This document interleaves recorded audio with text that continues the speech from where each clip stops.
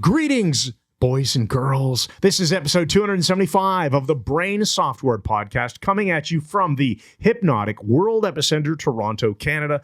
I'm Chris Thompson, and today, Mike Mandel and I are going to look at all kinds of changes in the science of hypnosis and talk about where it's going next. Let me give you a bit of a summary of what's coming up here. We're going to talk about the birth of hypnosis from Mesmer and animal magnetism. And was it really magnetic? We're going to talk all about that. We're going to get on to guys like Franz, Anton, Mesmer, James Braid. We're going to talk about the age of direct suggestion, where people were very direct about their hypnosis. We're going to talk about the Svengali connection and mythology. We're going to talk about Milton freaking Erickson, the goat of hypnosis, and how he just reinvented the whole space with indirect conversational hypnosis.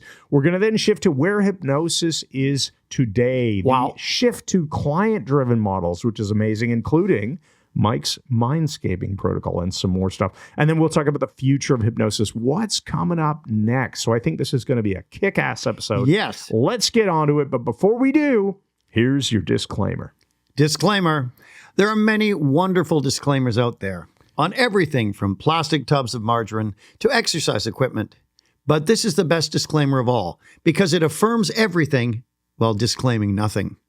And while we're on that topic, we'll continue with our important disclaimers while asking those two musical questions. Can you really stop us?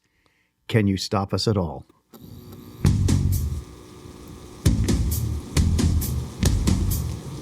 Yeah, all right tonight. Thanks once again. It's your old pal Brado here, formerly Bradley, but that's a long time ago. So who gives a basket full of apple cores? Anyway, here's the question. I get a full $20 to say this, and yeah, I'm nearly ready for a big raise, let Chris know. The question is, whatever happened to that old tranquility we used to know and greatly appreciate back in the days of wine and roses?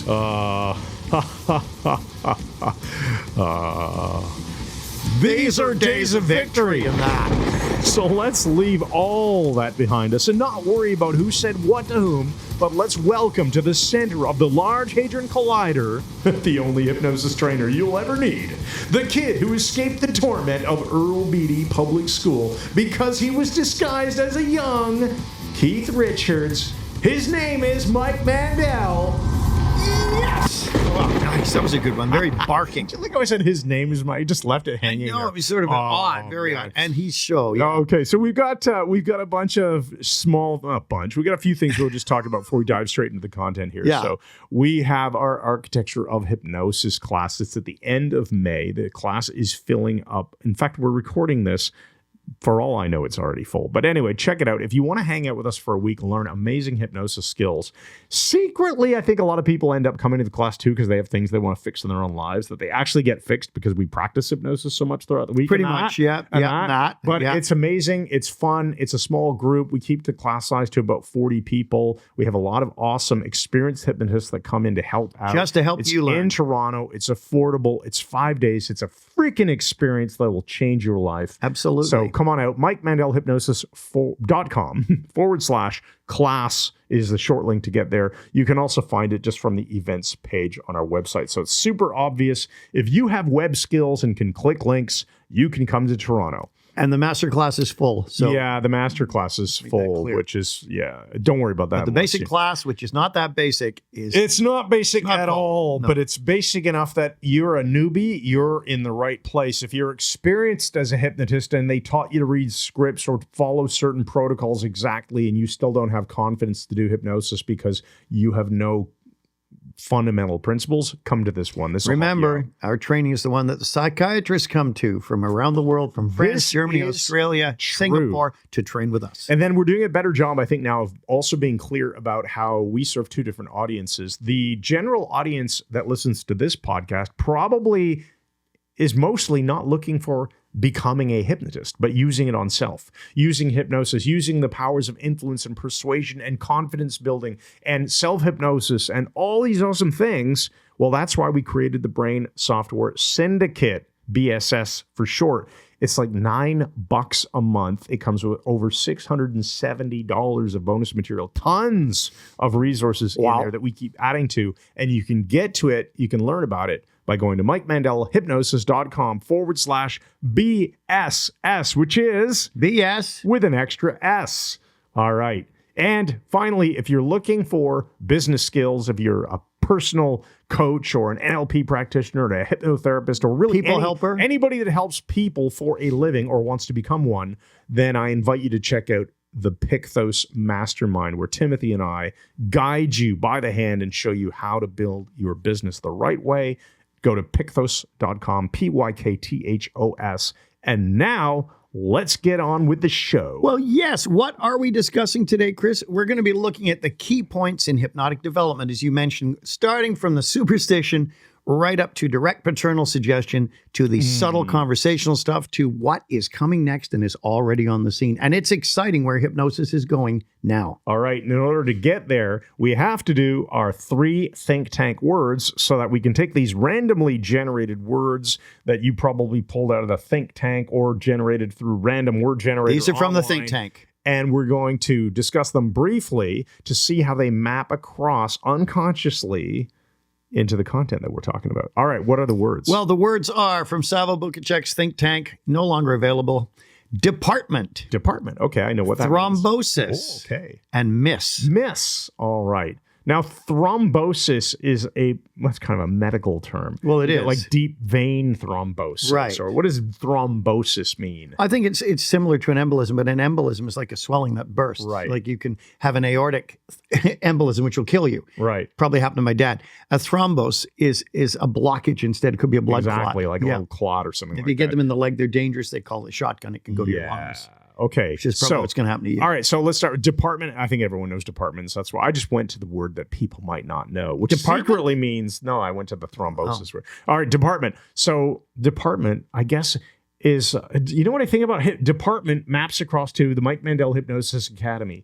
It's like a general store. It's like a general hypnosis training before you specialize. You can go into a department store. You can't find every single piece of specialized stuff. Like, we don't have a deep dive into, I don't know, like we don't have a 6-week course on how to deal with Dolphins? fears of frogs on Tuesdays or something like that. Okay. But we give you everything that you need as far as the fundamentals so that you can go off and specialize in the way Yes. that you like. And that's what I mean by department. So department, I think about it as just having what's necessary, Pareto's principle kind of thing, having the 20% of the stuff that will solve 80% of the problems. Oh, that's nice. And we've got all those departments. And that's what you want in life. Well, that's nice. Unfortunately, when get? we started talking about thrombosis and thrombose and so on, I went to emergency department, the ED, which is another name for the ER. ED. And they do call it that in some places. I know. Yeah. So a department where you go for specific things like emergencies. Well, I think the key is to avoid the emergencies in the first place. Yeah. Eat right to avoid thrombosis. Stay out of the system. Yeah, keep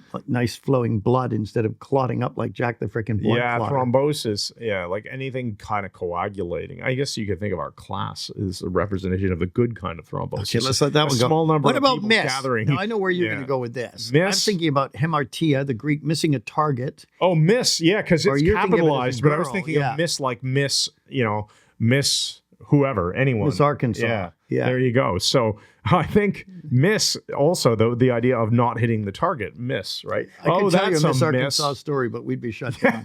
That's I hilarious. think I've already told you. Miss. I suppose aim, fire, miss. It's okay to miss. Just keep freaking going after it. Yeah, keep aiming for the Right. bullseye. What I find interesting is how we're going to Dracularize this. All right. Now, So this is easy. So, department, emergency department, someone's been bitten by a vampire to Dracula. Right. Okay. Thrombosis to blood to Dracula. yes, exactly. Miss. And miss. So to you Bride go of to Dracula to Dracula. missed an archery shot to arrow. Missed an artery. To arrow through the heart. Missed to- an artery yeah, shot. there you go. Missed an artery. To to hit an artery with a tooth to Dracula. If you don't know the Dracula game, you guys are missing out. It's so much fun. Mike, when did you invent this? High school. Okay, so in high school, the idea was you take any word and you just cascade it until you get to Dracula. And then if you're really good, you can reverse Dracularize something. You start with Dracula and have to get to something like highway. That seems like a magical skill that Yeah. I'll just never have. I know. You work. All right. It's worth the time. All right, let's a couple get on. hours in a day. Let's get on with this. We're not talking about a history of No, no, hypnosis here. We want to take you through. We have to obviously Look go at the through- highlights. Yeah, a little bit of highlights so that we can really get to what we want to talk about, which is where the hell is hypnosis now and where might it be going? Right. Because I think it leads to a lot of interesting stuff where you don't have to be this Svengali waving a magical freaking watch or having rays cast out of your stupid wrists Or like out of your Spider-Man, eyes. or out of your eyes, Yeah. you know, and having spirals and weird stuff Yeah, like and stuff that. like that. You can actually just have hypnotic conversations with people, and you can have them imagine experiences that will change their lives. So let's get on with it. Where are we starting? Well, we're going to start with Mesmer because that was the first sort of thing where, although there were the stories told around fires, there's these sleep temples, all of those things in the ancient past. Really, it started to move towards science, hypnosis in the late 1700s with Franz Anton Mesmer. Oh, when you were He thought mesmerized. he had magnetic powers. He was moving animal magnetism through people, and that was the root of it all. Well, it turned out that wasn't the case. He was self-deluded, and I've said many times, Mesmer brought nothing scientific to hypnosis. The only thing he really gave us was prestige. The idea That's that if people it. believe that you have this power, it gives you some sort of ability to wield Just the power. like the bagman of Edward the Confessor. That's right. In fact, it was Edward the Confessor himself Who said, who had when drumming prestige comes in juju, a hand comes from the wall, It's a made-up song. releasing bursts of fragrance into the banquet hall. Right. And So then it's a lovely melody. So Franz Anton Mesmer, prestige, the idea that if somebody thinks that you are an important character in Right. whatever the context is, Yeah. and often it bleeds across actually, right? Bleeds to Dracula. Yeah, I mean, oh, there you go. That's Yeah. good. Yeah, like if you are wearing a Cape, suit and Dracula. tie and you jaywalk, more people are likely to follow you than if you're just wearing jeans and a t-shirt, Right. because you seemingly have more you must be more important, Even because to you're the dressed point of well. a car, letting a car in ahead of you. If it's a nice car, like a new BMW or Mercedes, Tesla, or I was Tesla, going to say a Subaru, Tesla. then you'll let them in because the person is perceived as nicer. But if it's a beater, then you're going to say, I'm not letting Because him they're in. driving Yeah, a which Tesla. is stupid. Yes. So anyway, Mesmer was discredited. Benjamin Franklin was one of the people who said it's just imagination. So it sort of went quiet, and some people still kept doing it. We'll get to that in a bit. James, or No, we won't. John Elliott. Just before we move on from Mesmer, would you My hand's speculate that Mesmer was the reason that we had all of these really Hokey. weirdly presented hypno? Like who was the guy that wore the turban and It's a deck. You know, and That was you Mesmer. know, that was sorry, no, Mesmer. but no, the stage hypnotist, and he called it like we're going to conduct a seal. Oh, no, like. no, God bless him. That was Ravine. Okay. But he didn't wear a turban, but he had the bouffant hair. But and he did like the Unfamiliar. very showy. the posters, the eyes, and the hands. Do you think that came because of Mesmer? I think it came from Svengali and Okay. George de Maurier's book, where you got this theatrical stage hypnotist, Okay. or hypnotist who hypnotizes Trilby and so on. Which probably came from Mesmer. But then all these people started, all these hypnotists, how many of them, their hands are out like Kung Fu Yeah. fighters. Oh, I've got rays coming out of my eyes. Come on, guys. That's vaudeville stuff. Like Yeah, that's very another good century. But anyway, Mesmer was very theatrical. He did wear a turban. He had a robe. He had a magic wand. He did all that stuff. And really was probably the biggest inventor of the placebo effect. pretty much, yeah. And he also had a glass harmonica playing, but he didn't have the bloody harmonica. That's to Dracula. Okay. So look, there we go. Now, then James Braid really started to move this towards science. He was a medical doctor. Some say an ophthalmologist. We're not sure. Manchester, England. Some say Scotland, but it was in Manchester he practiced. This is in the 1700s. So, and the early he was performing or practicing in the 1800s. Sees a guy do a stage show, La Fontaine, thinks it's a big fraud. Goes up on stage, shoves a hat pin under the person's fingernail right down to the root, and they don't react. And he goes, "Okay, something's happening." Something's happening. Braid starts looking into it, draws the erroneous conclusion, but the very close to being correct conclusion that it's all about eye fixation. You stare at something, you'll go into hypnosis because that's what happened with one of his Eye patients. fixation. And what do we typically do when we're conducting the Braid induction? We use a coin. Yes. And we say that James Braid coined the term hypnosis. Right. Isn't that funny? It's one of those things that almost borders on being interesting. So that's good. So Braid it amuses me. But Braid was halfway there because it is the focusing of attention, not the focusing of the eyes. It's not specifically visual attention. It can be any kind of attention, right? It can be kinesthetic. You could be focusing on the sensation of the shirt on your body. You could be focusing on the feelings of your eyelids or the rate at which you're breathing, which then leads later to things that we do in pacing and leading language, but we'll get there. Right. So then the problem was there was the Svengali connection, as I've said, the mythology that all came out. But Charcot, Jean-Martin Charcot at Salpêtrière in Paris, he was a neurologist, the same as Bernheim was, and Lebo was a medical doctor. And he kept mesmerism going, though. And he had people going into hysterics, excessive emotion. And he thought hypnosis/mesmerism, Braid's the one who is known for creating the word hypnotism, nervous sleep, but it wasn't him. It was de Cuvier 20 years before him. But the bottom line is they started to see signs, even though Charcot was still doing mesmerism to get people in trance. He should have known better. He was brilliant. But he only experimented on young women by the sounds of it, which isn't that makes interesting? me question him to some degree. So his experiments led pretty well into dead ends, thinking everything was just hysteria. Meanwhile, though, Bernheim and Lebo at the Nancy School in France, being scientists, medical doctors, they were really good at documenting what they did. Okay, interestingly, pausing on this thought for a moment. Yes, a lot Chris. of people, they now believe, oh, well, hypnosis is this woo-woo thing. It's not real. Of course, we know it's scientific. Isn't it interesting that so many people from the early days were medical doctors? Yeah, they doing really hypnosis? were. Medical Mesmer doctors. was, Charcot Interesting. was, Bernheim, Lebo, Braid, all medical doctors. Erickson, which we'll get to. Yeah, we will. Isn't that interesting? That's a good point. Doctors pretty much are responsible for a heck of a lot of the history of hypnosis. Yes. Beyond Mesmer, obviously. Definitely Yeah. beyond Mesmer. All right, let's keep going. So we see that the mesmerism still continued in England. John Elliotson did it. He was just convinced it was real, even though all the evidence was to the contrary. It's the Harley Street medical doctor was brilliant. And there was a few others who continued, like Esdale was using mesmerism to be able to do surgery in India, in Calcutta, India. But and he was also a doctor. he was a doctor too, Surgeon. a surgeon. But what made it amazing was because of people like Bernheim and his partner Lebo, they began to document scientifically what they were doing with direct suggestion in hypnosis, and they were Right. getting phenomenal results. And so now it was becoming paternal. It is seen as, okay, it's not some magnetic current. It's not mesmerism. It's focusing attention. It's focusing the eyes, whatever. But the result is the hypnotist takes on this paternal role, like a father figure, and basically, in some cases, browbeats the person into trance, takes control of the situation. The locus of control is on the hypnotist as being the big freaking hero rock star. That's where we get the whole, you are going into a trance. Your eyes are getting heavy. They're so heavy Ladies that and you gentlemen. are going to close them now. You're deeper. Yeah. With the aid of a lady or a gentleman, I will conduct a seance and summon a poltergeist. God bless him. I've met Poltergeist. Ravine. He was a lovely person, but That is- very traditional. I'm not making fun of him when I laugh. I just think it's quite amusing. It and is. There's a cool, I don't know, there's Let a it cool go. showmanship Just let to it go. Yeah. Yeah. And he was a good magician too. So then we get Bernheim developed the whole idea of suggestion. He realized that hypnosis is about offering suggestions that the other person will accept. Right. And of course, his prestige of being, it's Hippolyte Bernheim doing it. He introduced hypnosis as a normal mental state. He thought it was a natural thing. Turns out he was correct. And it is Instantly. naturally occurring Yeah. too, but that came much later. And let's get to the granddaddy of the direct suggestion. I say this with absolute respect in case Dave. Colonel Ellman and Cheryl Ellman are listening. We love the work of Dave Ellman. freaking Ellman. 1900 to 1967. Dave Ellman revolutionized hypnosis with his rapid induction sets for deep trance.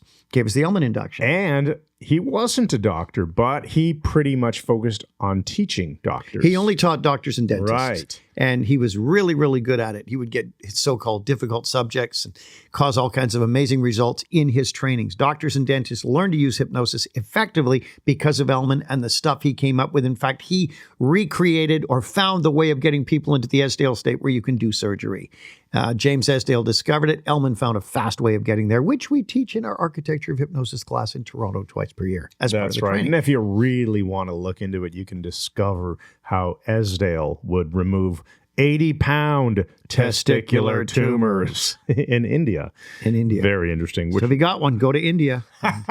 except Esdale's not there anymore. Most people here don't get elephantiasis anyway, so they wouldn't get those tumors, those swellings, parasitic, in fact. Ellman emphasized direct suggestion with the hypnotist as the authority, and it worked very, very well for him. Carl Smith still uses that method. He's trained by the Ellman organization. He's an excellent direct hypnotist. There's nothing wrong with I think direct Carl hypnosis. Smith. We use it too. Carl Smith is probably among the world's best direct hypnotists alive today. I would say he is too. Yeah. Yeah, he's way up there. He's mainstream powerful stuff. And the things that Carl Smith creates, like his kinetic shift, are just amazing. Because he has the congruence and the confidence and the intention. And the intention. And he stands up while he's doing it. Yes. And he also has a sense of humor that is hilarious. And yes, he traumatized himself. Oh, man. So Ellman really got this whole direct hypnosis with the authority figure, the paternal hypnotist who takes control of the session, causes these things to happen. And that led to Gil Boyne, who was amazing. His book, I think Transforming Therapy is an excellent book. If you don't have it, you need it. Charles Tebbets, who used the methods of Gil Boyne, then Roy Hunter learns from Tebbets, and so on. So there's a whole strain that came and could be traced back essentially to Dave Ellman. The only criticism, and it isn't one, is when Ellman did regression back then. This was really early stuff. So he was a pioneer. Often he was getting to the activating event and not the initial sensitizing event, in my opinion. And it would still work. He did stellar work. Yeah. It just goes to show you there's flexibility, right? Now, this, of course, led to what? The Ericksonian revolution, indirect and conversational hypnosis. I'm primarily an Ericksonian, although I can dance around with all the other stuff. We're the best of them, too. But let's just say Milton Erickson, medical doctor, psychiatrist, had polio, paralyzed, gravelly voice, sat in a wheelchair, and he was, we believe, the greatest of all time, the GOAT. Erickson was very directive in his early days. In his own opinion, he was too directive and started to become indirect. He tells stories. Well, Chris, that reminds me of that time I went outside and we'd been bowling with Dracula.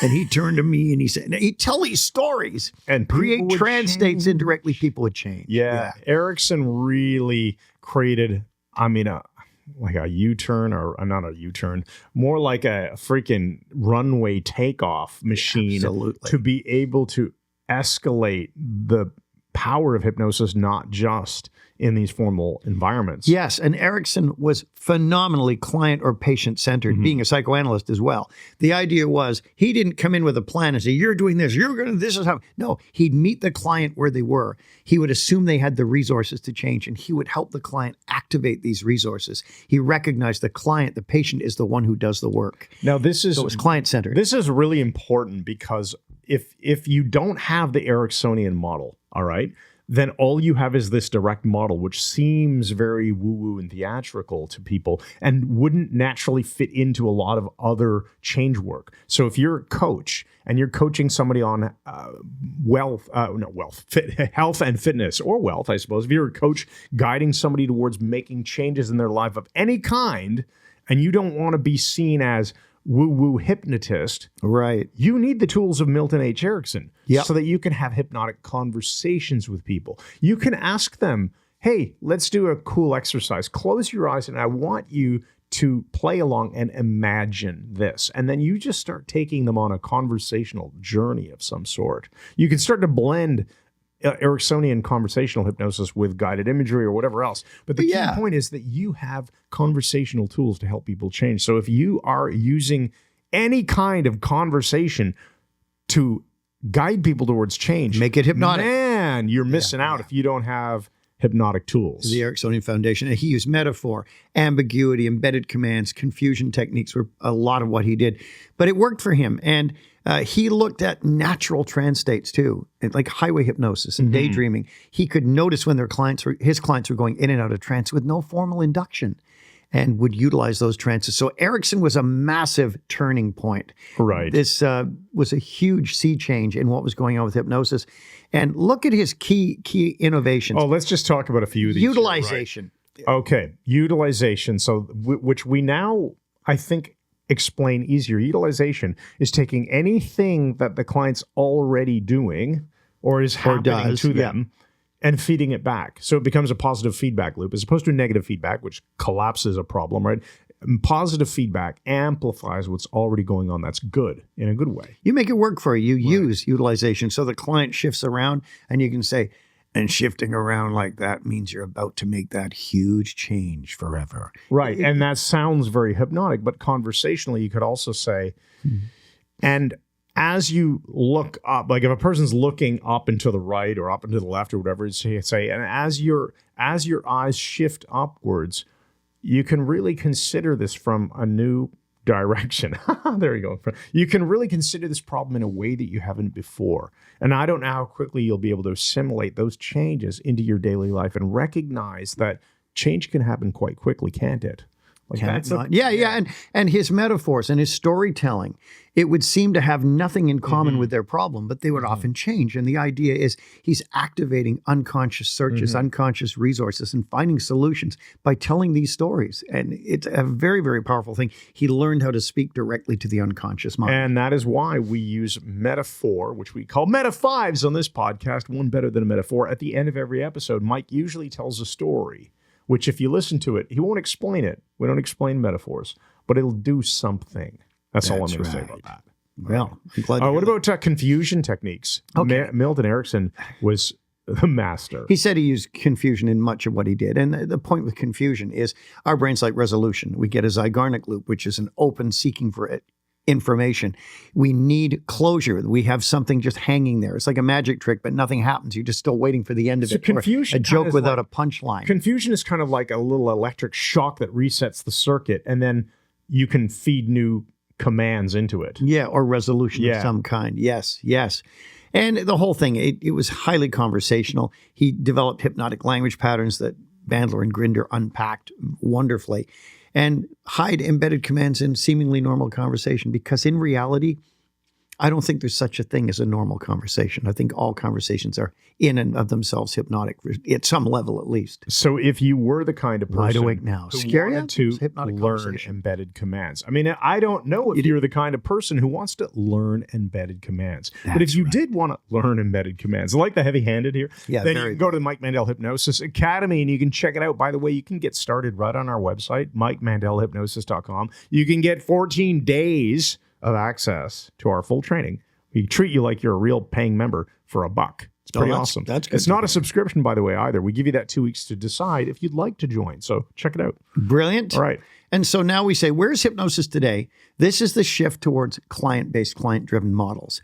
For example, we're presuming the subject has the problem. We're meeting them where they are, building rapport with them. And we're presuming that in their life experience and all the stuff they've learned and gone through in their beliefs, there are things that they can use to make changes that may have been used to change something entirely different. They have skill sets, they have resources.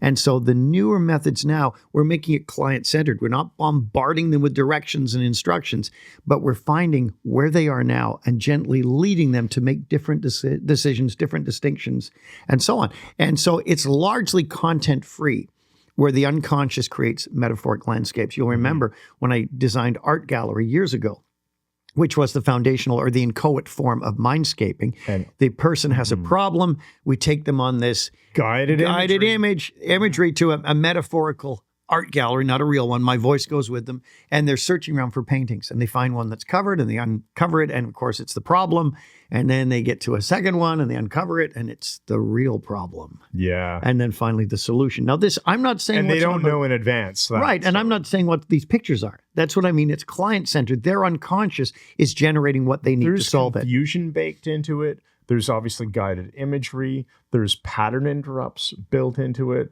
There's Right. anticipation. Surprise, yeah. There's unconscious symbolism. Oh my goodness, so good. And of course, mindscaping is that on steroids, where you can take anything and they can run this interaction with their own metaphoric world and get changes to happen. But again, the subject is doing that. The hypnotist is only guiding and gently prodding them in different directions, Yes. but not taking control. What about clean language? David Grove, that's another great one, and it is hypnotic. Yeah, it is hypnotic, even though it's not technically considered hypnosis, but it's a way of using language that helps people draw out their own metaphors. And it's actually quite clever. Yeah, that is the case, isn't it? Yeah. It's identifying the metaphors the person's using in their own life and helping them access them, and then asking Because them what we- needs to happen We to them. use them all the time. Think about the last time you heard somebody say, well, I just feel stuck.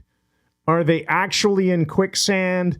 Or, Probably not. or a big pot of honey or something. I don't know. Actually stuck. Yeah, or There's that some- that threw me right off the rails. Yeah. Like, are you in a streetcar? Are you in a train? You're off the rails. Oh, Yeah. yeah. We just need to burn this to the ground and rebuild it. We're not actually lighting fires, right?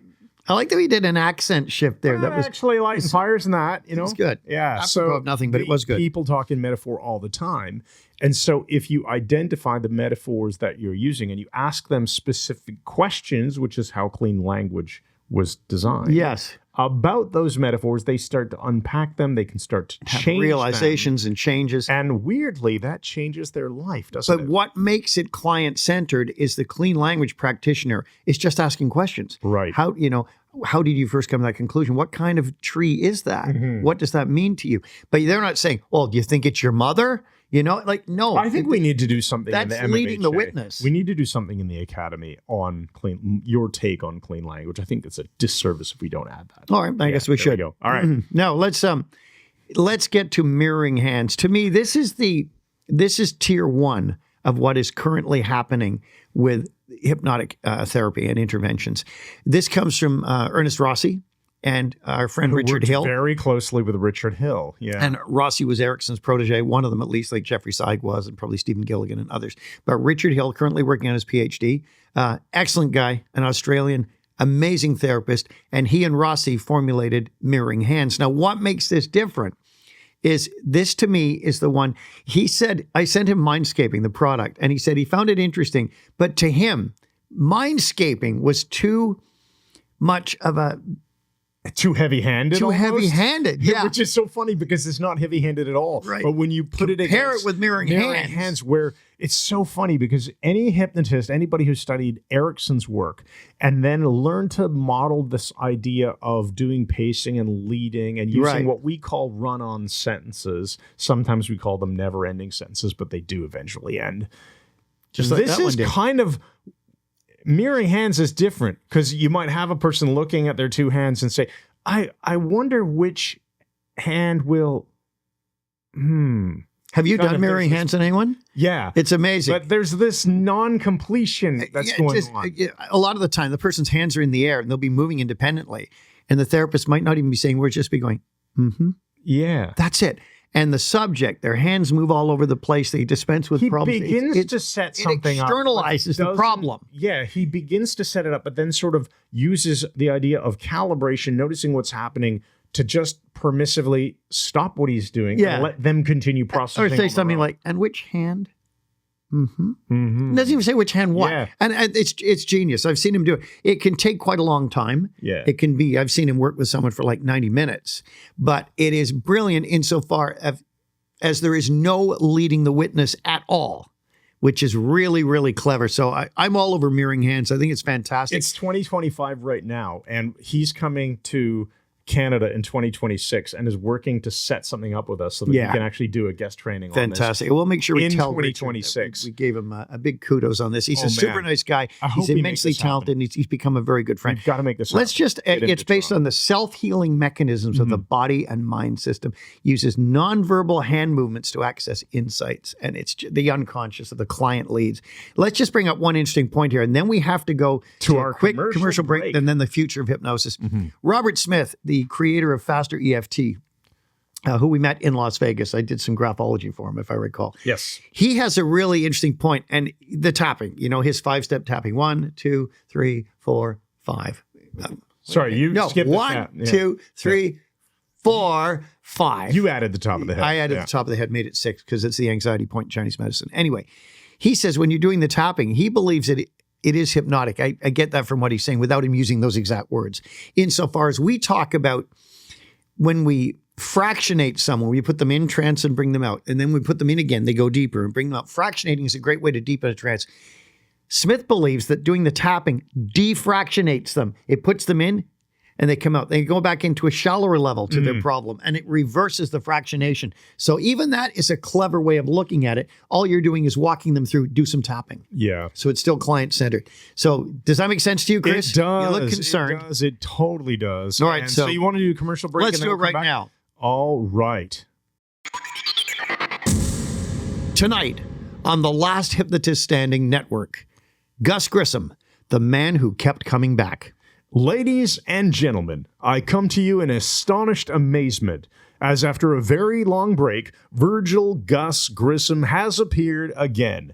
I take you to Meaford, Ontario, where roving reporter Brado reports in a roving manner. Yeah, how are you tonight? Well, thanks again. Here's a weird one for you. Once Billy Dial shut down his radio station, he put some money into it and turned it back into a diner. And in this case, it's called the Roswell North Restaurant because he thought he saw a flying saucer once. There seemed to be a good idea to honor it and that. So we set up a meeting of locals one supper time, and Billy was going to do a lecture on flying saucers and drones over Ohio and that. And surprisingly, we got a big turnout for the event, and almost all the tables were full of locals and UFO buffs, mowing sound, and even as far away as Chesley Lake too. So Billy had organized a bunch of booze and that by dropping a 20 in the local cop's pocket so he could serve without a license. And he also brought in a guest speaker, this guy Carl Smith from England, who was going to talk about the Rendlesham Forest incident that he called Britain's Roswell. But before he could get up to speak, a couple of local drunken dicks by the names of Eddard and Duder started playing the Dracula game, and Duder yelled, "Let's hear you do Gus Grissom to Dracula." So Carl said something about space capsule to coffin to Dracula, which is pretty good. Then Eddard yells out, "Gus Grissom undead to Dracula," because he's still alive even though he's 90 years old or 99 and died back in 1987. And at that moment, a man jumped up and burst out through the doors. He was kind of upset, and he drove down Main Street in a vintage Mustang at about 100 miles an hour. I didn't get a good look at him, but he was wearing a NASA ball cap. He seemed very fit, but a little tired around the eyes. Billy Dial said that he saw him before he put his cap on. He had a very specific brush cut that he'd know anywhere. It was Gus Grissom. Well, thank you, Brado. So there you have it, Chris. Grissom has resurfaced once again. Who knows where this will all end? And we're back. Let's talk about the future of hypnosis. What's next, Mike? And then we'll give you some final closing thoughts. Well, we're clearly moving away from huge interventions by the hypnotist, the huge plan of the hypnotist taking control of everything and being some hero. And we're really handing almost all the work to the client, which is a really healthy way to go. So I think what you're saying is scripts are a bit outdated. Well, they're getting there, yes. Can you imagine there are still people, thankfully nobody that we're close to, so I don't think we're insulting any of our friends here. No. But there are still classes that you can sign up for and learn hypnosis. Wait, you're not learning hypnosis. You're learning how to freaking read at people. At people. Yeah, that's the key. Isn't point. that terrible? Right. We're also going to see greater integration with neuroscience and psychotherapy because of, people like Walensky and Peter Brown, people who are looking at the neuroscience of hypnosis and how we can build in neuroplasticity and make changes at a very, very deep neurological getting back level. to like the being a medical modality. Amazingly, yes, right where it all started. Not as a medical modality, but very quickly we talked about all the doctors and surgeons and everything. Well, I guess just surgeons are a type of doctor. So they're all doctors, a lot of MDs. And suddenly, oh, look, now it's back to MDs. We get a lot of them. That's a very good point. Too. And also, I think, and I know you agree with this, Chris, we can't see where this is going, but I think we're going to see AI involved in hypnosis, blending for personal intervention. Someone comes in with a problem, they fill in a questionnaire, and it goes into the AI counselor who's skilled in hypnosis and doesn't give you a script, but gives you a list of probable ways to proceed. Yeah. It gives you some ideas based on their practitioner. back on the client, though, based on the client's own experience as a starting point. Moving away from techniques, do this, then do this. No, to focus on principles and work with natural trance states as well. It's so natural if you think about it, right? There's like, if you were having a normal conversation with someone, is there any other kind? Would you read a freaking script at them? No. Would you follow a specific approach of, well, first I'm going to tell you what I bought at the grocery store. Then I'm going to tell you what kind of shirt size. Like, no. Did you say Pacific instead of specific? No, I think I said specific. Okay, we're going to have to rewind If I said Pacific. You did. Well. At least you didn't say Atlantic. We'll just pretend I was talking about oceans. That's fantastic. On that whole thing, that's very, very interesting because when you said, I've lost my train. What else have you just forgotten? I know a lot of things by the sound of it. A lot of things. What was your point with the specific? Well, just the idea of we're not going to. So what is the most specific? Reading is scripted. Given a script. What is the second most specific? Yeah, no, you're right. The second most specific would be, okay, it isn't a script, but it's a table of contents that you follow. Okay. Like, I'm going to do this, then I'm going to do this, you wouldn't do that in a conversation. No, and that's what made me think of it. Yeah. CFRB radio, talk radio in Toronto. One of the talk shows, a guy phones in once. They were talking about a specific subject. The guy actually said this. He said, okay, I just want to read a prepared statement. And the host Aren't they all prepared? No, he's going to read it to him. And the host said, no, you're not. We're having a conversation. It's the same thing. He's reading a script at the host or wanted to. All right, what else? We said client and AI, yes, moving away from techniques, principles. New research will keep coming out on self-hypnosis too, which is getting much more mainstream for health, pain relief, and performance enhancement. And my final thoughts on this, Chris, which are yours as well. Perhaps hypnotists, and this is my own idea, replicate the sequence that hypnosis developed, and some get stuck somewhere on the continuum. For example, some start with it's a mystical thing, and they stay there forever. Other people get to reading scripts of people and never go beyond it. Some are just super authoritative, never learn the Ericksonian stuff. The key is follow the track and get to where hypnosis is now, not where it used to be. Treat the road as though it never ends. Maybe that's a good way to think about it. Treat the road as though it's a tie made out of ham. Grease it down. Grease it down. All right. Okay, grease it down. I think that's a good place Hypnosis to wrap up. this is a great line, if I may say so myself. Notice I've bolded it. Yeah. Hypnosis has evolved from control-based to client-led exploration. Nice. Isn't that nice? Nice. That's a quote. Yes. All right.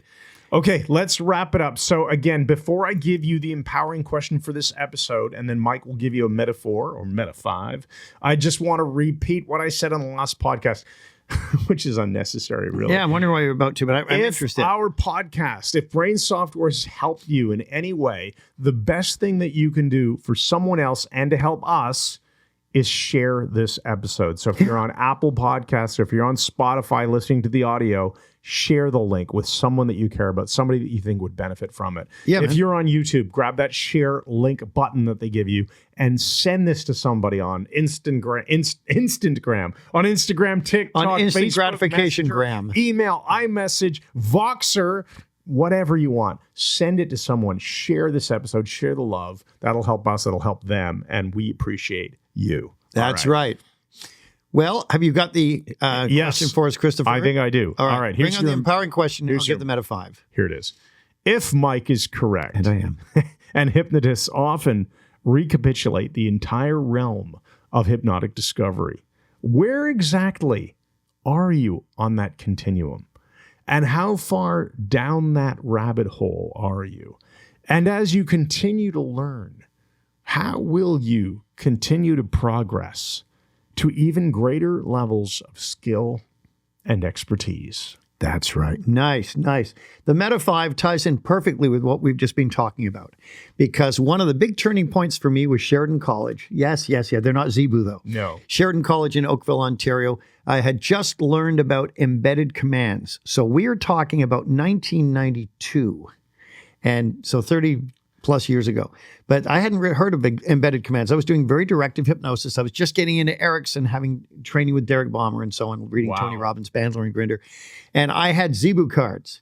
And Which teach hypnotic language. hypnotic language patterns. I had all the people on stage, and I did my first intentional embedded command, whereas when I did it as a kid, and I wonder if you're going to fight with each other again. I just didn't know it was an embedded command. I thought it was just controlling Steve and Brian to fight with each other. But on Sheridan College, they're all slumped all over the stage, highly relaxed. And I said, and you might find it even easier to relax more. And the whole group went, and I went, okay, this stuff works. And that triggered an obsession with Milton Erickson that Derek Balmer accused me of until he died in October 2000. Well, he might have been right. I think so. Thanks, everybody, for listening. This has been episode 275 of the Brain Software Podcast. You can make sure you head on over to our website. Make sure you share this episode and check out the Mike Mandel Hypnosis Academy if you want to learn about hypnosis. Remember, you can get started for $1. You can only do this once. You can't just abuse us and do $1 over and over. No. But you get 2 full weeks, 14 full days of the Mike Mandel Hypnosis Academy for $1. We treat you like you're an actual paying member. You can use the practice rooms even. It's fantastic, and it gives you that 2 weeks to decide if this is the right kind of training for you. Essentially, zero risk, unless you consider $1 to be a significant risk, which I think would be absurd. And if you're not looking to learn hypnosis from the perspective of being a hypnotist, but you want to use this stuff on yourself, you want to drive a better life for yourself, then check out the Brain Software Syndicate, which is at MikeMandelHypnosis.com/BSS. BS with an extra S. And with that, we'll see you in the next episode. Thanks once again, and good night.